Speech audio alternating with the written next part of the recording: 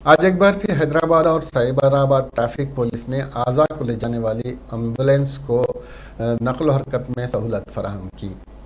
ये एम्बुलेंस 11:58 पर Hyderabad traffic police ने यशोदा हॉस्पिटल सिकंदराबाद से आरजीआई एयरपोर्ट शमशाबाद तक लाइव आर्गन की नकल हरकत के लिए ग्रीन चैनल का इंतजाम किया।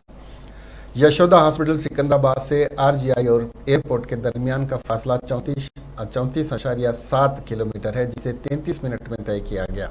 लाइव आर्गन दिल को लेकर मेडिकल टीम 11:58 पर यशोदा हॉस्पिटल सिकंदराबाद से रवाना हुई और 12:31 एयरपोर्ट शमशाबाद पर पहुंच गई। लाइव ऑर्गन की नकल हरकत में हैदराबाद ट्रैफिक पुलिस की कोशिशों को यशोदा हॉस्पिटल की इंतजामिया ने सराहा, क्योंकि इससे कीमती जान बचाने में मदद मिलेगी।